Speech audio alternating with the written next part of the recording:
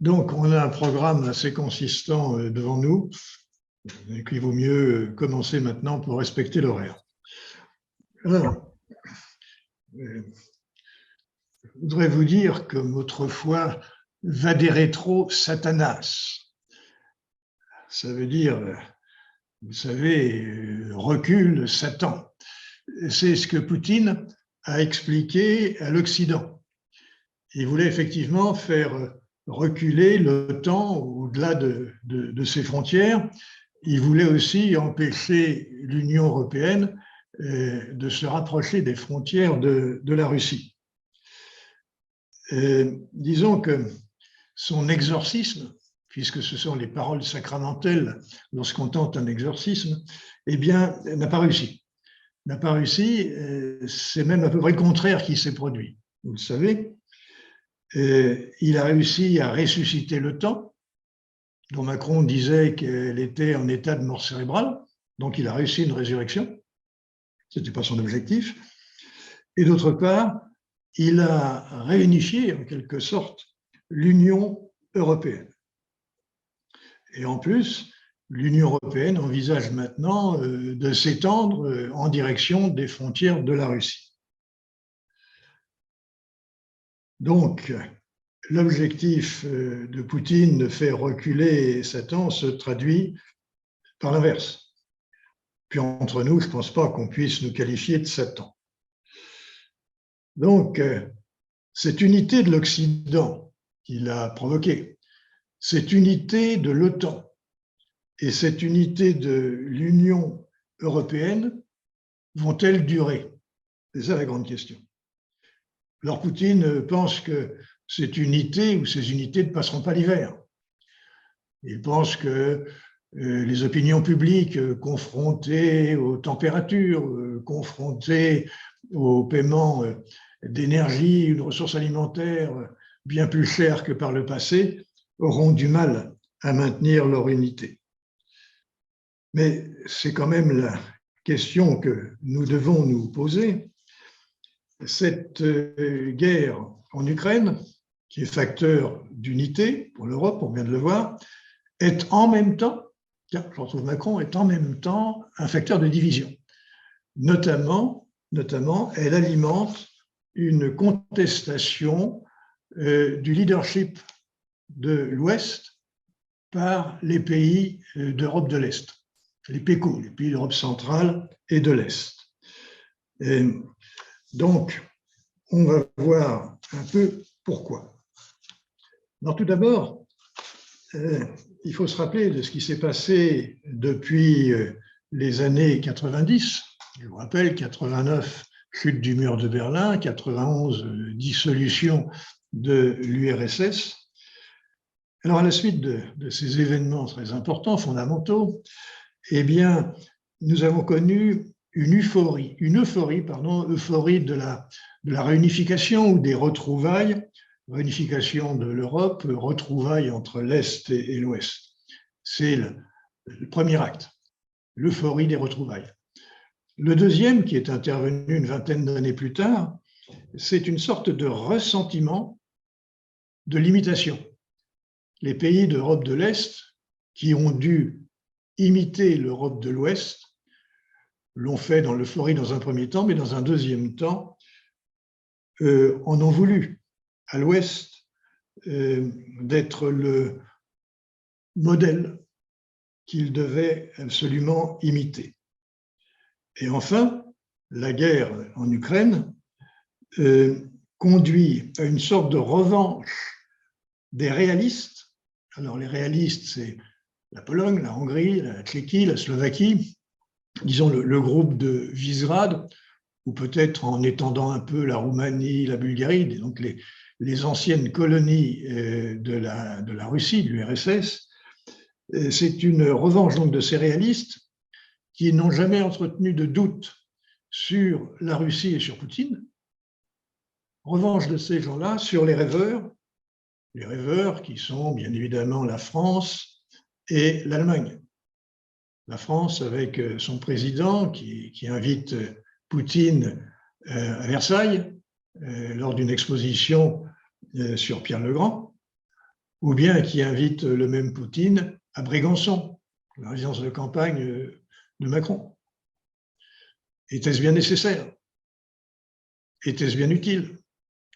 Ou bien encore l'Allemagne qui s'est rendue dépendante en renonçant au nucléaire, qui s'est rendue dépendante du pétrole et du gaz russe, et qui n'a même pas eu le temps de mettre en service le deuxième canal d'alimentation du gaz, puisqu'il était coupé avant de commencer, eh bien, ces pays de l'Europe occidentale ont été des rêveurs par rapport aux réalistes, et les réalistes demandent à jouer un rôle plus important dans la politique extérieure de l'Europe. Alors, on risque une désunion, mais je pense qu'il n'est pas souhaitable d'aider Poutine à gagner son pari. Alors, où en sommes-nous aujourd'hui? L'euphorie, rappelez-vous, Jean-Paul II disait qu'il faut que l'Europe respire avec ses deux poumons, donc il faut la réunifier.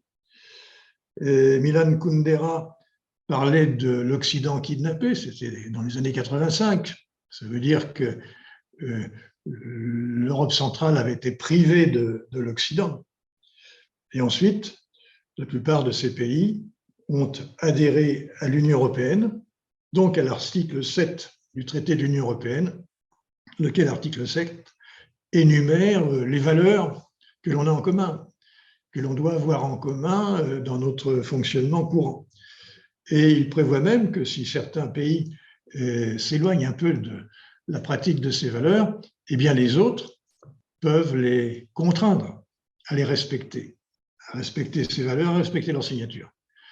Alors il y a à la fois des contraintes, disons, juridiques ou politiques, mais pour parvenir à une condamnation, soyons clairs, ou de la Pologne ou de la Hongrie, il faut l'unanimité des autres pays. Or, comme la Pologne et la Hongrie ont le même comportement, il est évident que la Pologne bloquera toute sanction concernant la Hongrie et que la Hongrie, bien évidemment, bloquera toutes sanctions concernant la Pologne. Alors les eurocrates ne manquent pas d'imagination. Ils ont imaginé des principes de conditionnalité en disant on verse aux différents pays des fonds européens à condition que ceux-ci respectent l'état de droit d'une démocratie libérale qui fonctionne bien. Et c'est en ce moment ce qui se passe. Il y a des capitaux qui ne sont pas versés à la Hongrie, qui ne sont pas versés à la Pologne, en attendant que ces pays se décident à respecter leur signature. Ça, c'est la conditionnalité des subventions. Si on regarde toujours la même période, enfin, peut-être un peu plus élargie, depuis les années 70 jusqu'à aujourd'hui, il y a deux flux dominants. Le premier, dans les années 70 et 80, c'est un flux libéral. Vous vous rappelez, notamment après 68, il est interdit d'interdire, la morale de papa n'est pas celle des enfants. C'est la liberté dans tous les domaines. Et cette liberté concerne à la fois les comportements individuels, mais aussi collectifs. C'est l'époque de la mondialisation. Mondialisation où la doctrine libérale s'étend au flux de marchandises, au flux de capitaux, et sans coordination, sans régulation. On va très loin dans le libéralisme. Et ensuite, si on revient aux comportements individuels, les comportements individuels se regroupent et vous avez des minorités qui deviennent actives. Les minorités, c'est les femmes, les LGBT, etc. Donc, ce qui a donné plus tard le wokisme, eh bien, les minorités tentent à imposer leur dictature aux majorités. Voilà la tendance. Alors, ceci, bien évidemment, c'est un peu le bloc élitaire, ce sont les élites des pays occidentaux qui sont un peu à l'origine de tout ça. Eh bien, ça provoque une réaction de ce qu'on appelle le bloc populaire. Alors, ce qu'on appelle, c'est essentiellement Jérôme Sainte-Marie qui a fait cette distinction, mais qui a été reprise par nombre d'autres auteurs. Et le bloc populaire eh bien, est à l'origine d'un reflux conservateur. Le reflux conservateur, avec une sorte de primauté du politique contre l'économique. Le peuple souhaite que les dirigeants nationaux reprennent le pouvoir face à des marchés internationaux anonymes. Voilà, vous avez une réaction. Et vous avez aussi, donc, à l'intérieur de l'Union européenne, l'apparition des démocraties illibérales. Alors, elles sont illibérales parce qu'elles suppriment notamment les contre-pouvoirs, jusqu'au moment où on se pose une question, une démocratie illibérale est-elle encore une démocratie? Donc, ça va assez loin. Mais ce reflux conservateur n'est pas seulement à l'intérieur de l'Europe. Vous avez la même chose à l'intérieur de l'Occident. Par exemple, le Brexit, c'est une réaction populiste qui réagit contre les immigrations, contre aussi une mondialisation excessive. Brexit, vous avez Trump, l'élection de Trump, ce président très original, tellement original qu'il laisse occuper le Capitole dans un pays qui, en principe, est l'un des fondements de la démocratie dans le monde. Tout récemment, en Europe, la Suède, social-démocrate, ouverte, frontières ouvertes, etc., vient de fermer ses frontières et de basculer à droite, et même à l'extrême droite. La Suède, extraordinaire. L'Italie, on rebascule à nouveau. Salvini revient. Alors certes, Giorgia Meloni est sans doute moins doctrinaire que Salvini, mais néanmoins, c'est bien le populisme qui est au pouvoir en Italie. Alors, l'événement majeur qui illustre tout ça, c'est la crise migratoire de 2015, où on a battu tous les records d'immigration jusqu'à présent. Et c'est Ivan Krastev, qui est un politologue bulgare. Il est bulgare, mais il connaît bien le fonctionnement des démocraties libérales. Et il nous dit que 2015, ça a été le 11 novembre de l'Europe. Autrement dit, cet événement fondamental qui est à l'origine d'une réorientation complète à l'intérieur de l'Europe, réorientation vers une renationalisation des politiques. Et notamment, ça, c'est l'Europe de l'Est qui est à l'origine de cette renationalisation et du développement des démocraties illibérales. Alors, si on essaie d'expliquer ces démocraties libérales, ces événements que je viens de dénoncer, eh bien, on va retrouver tout simplement les causes du développement du populisme. C'est le déclin des classes moyennes, et ça, c'est quelque chose de très important. La mondialisation a connu des gagnants, a fait des gagnants, les cosmopolites qui sont adaptés à la mondialisation, qui parlent anglais, qui peuvent se déplacer, travailler dans le monde entier, mais c'est une infime minorité. C'est le monde élitaire, une partie du monde élitaire. En revanche, pour les classes moyennes, eh bien, c'est un déclin. C'est un déclin avec réduction du pouvoir d'achat, un ascenseur social qui est de plus en plus en panne. Et les classes moyennes, eh bien, c'est le ciment des démocraties. Et quand le ciment des démocraties tend à disparaître, eh bien, c'est les démocraties elles-mêmes qui sont menacées. Donc, les classes moyennes, le développement de la France périphérique, dit Guy Lui. Mais la France périphérique, vous trouvez aussi l'Amérique périphérique. Et quand on regarde la division de l'Amérique entre les républicains trumpistes et puis les démocrates, vous retrouvez la même chose. Il y a des tendances politiques en fonction des territoires. Vous avez une séparation entre ce que Goodhart appelle les anywhere et les somewhere. Bon, c'est la même chose que les somewhere, ce sont les enracinés. c'est la France périphérique de Guy Lui. Et les anywhere, eh bien, ce sont les cosmopolites qui sont tout à fait à l'aise dans la mondialisation. Donc, tous ces critères conduisent à une ligne de partage entre l'Europe de l'Ouest et l'Europe de l'Est, mais aussi à une ligne de partage à l'intérieur des démocraties libérales. Alors, le modèle européen est menacé par toutes les crises qu'il doit affronter. Alors, ces crises, c'est 2008, la crise bancaire, financière, puis devenue crise souveraine des États après avoir traversé l'Atlantique.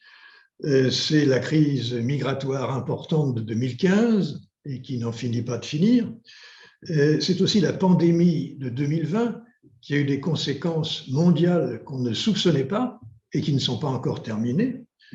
Et bien sûr, la dernière en date, c'est la guerre en Ukraine, à la suite donc de l'invasion russe.